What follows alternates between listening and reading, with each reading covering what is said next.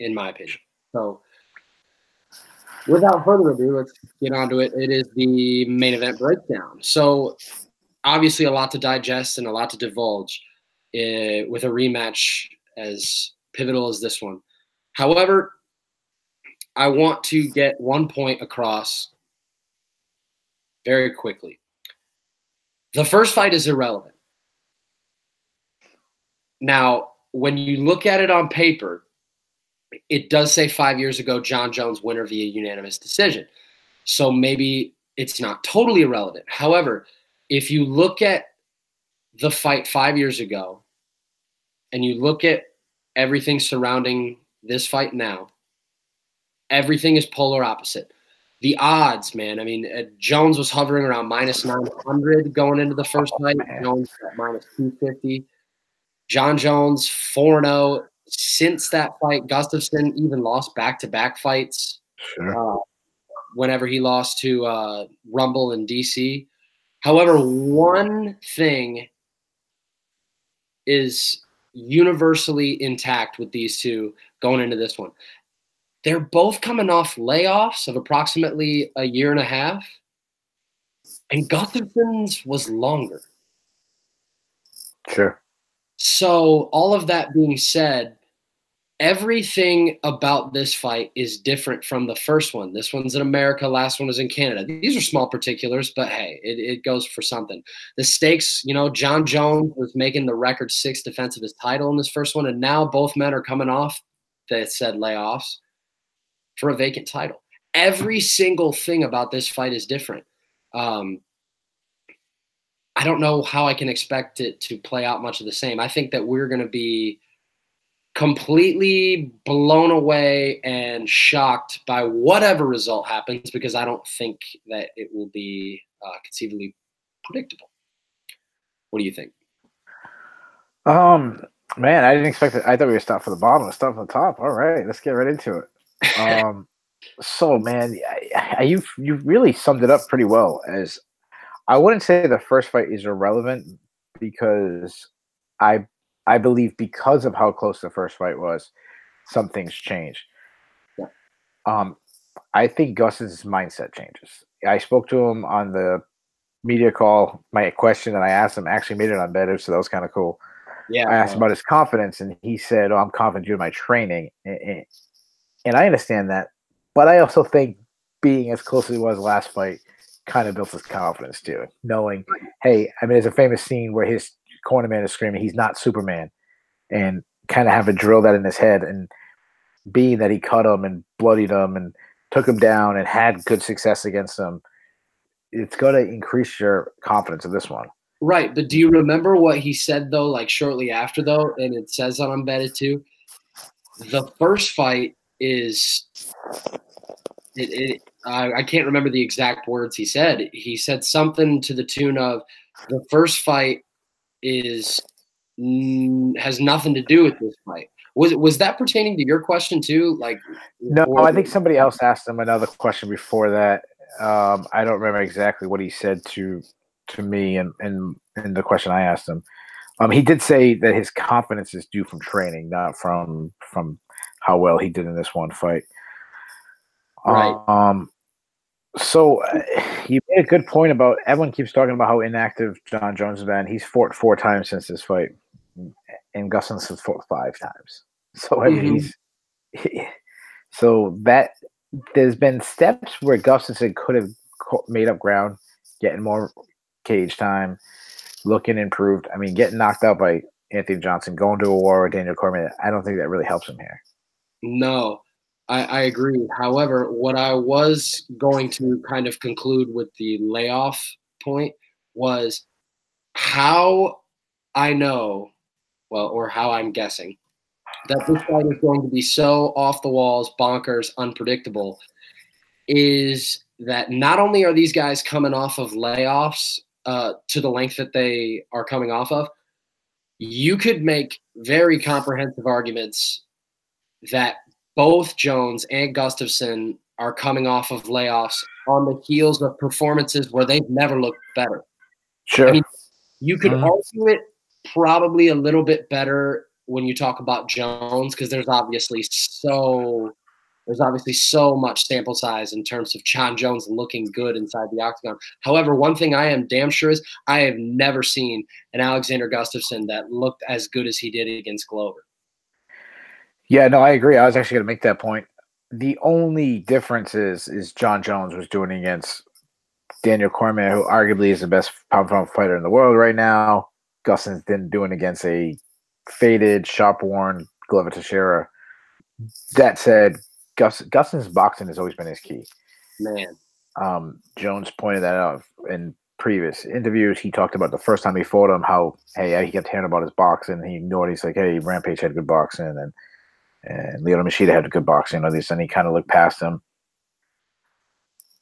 Man, this fight, it's hard to pick because of their styles, but I have to lean towards Jones because I believe the sentiments that he was looking past Gustafsson. I believe that. I mean, some people won't, but I do. I believe he was buying into his own hype. He did go to the cage wearing a shirt that said something like "not quite human" or something like that, and you hear these stories about him undertraining, and I mean, you still hear these stories still today that he took a whole year off away from the gym. I don't like that idea, but while he was suspended, he wasn't training. Obviously, Gustafsson's length is something that Jones is going to have to deal with because he's always had a huge length advantage on everybody. He doesn't have that here. But the funny thing is, everyone always talks about Jones's length, but he never fights long. He actually fights better in the pocket. That's such a good point. I'm glad you say that. He had such a huge length advantage against Rashad Evans. And he beat up Rashad Evans right in the pocket with standing and elbows. And Jones uses his legs long, but he hardly ever uses his hands long. I mean, you think about the Glover Teixeira fight, he went right in the pocket.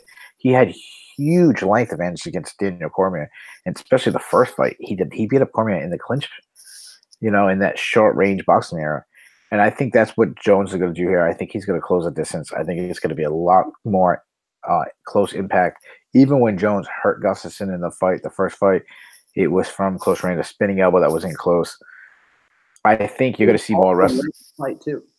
I'm sorry, what?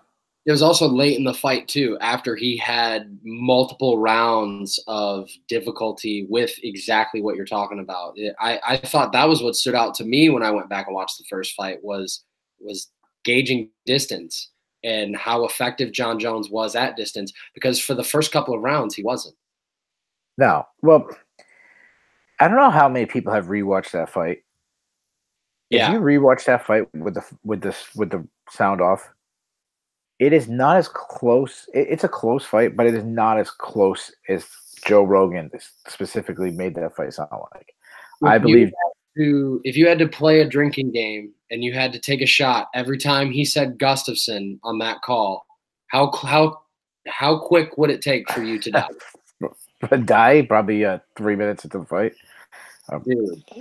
He overreacted every single punch that Gustafsson landed compared to Jones. And this happens. We've had these conversations in the past many times where a guy is such a huge favorite that they actually almost go in at a disadvantage in a fight because people expect so-and-so to win big, and then you have close rounds, and they automatically kind of give it to the underdog because no one expected that. And that's not how it should be. I believe if you had many people watch those fights with no sound off and didn't know anything about the two fighters, I think there'd be a lot of scorecards.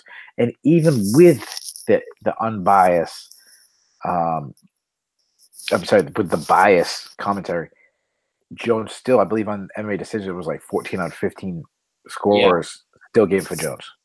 I mean, it got to the point where I'd watch every HBO fight, like every fight on I would watch every single boxing event on HBO on mute because I could not take Lampley and Sugar Ray Leonard. God forbid if Canelo Alvarez was ever knocked out by Triple G, like knocked out flush,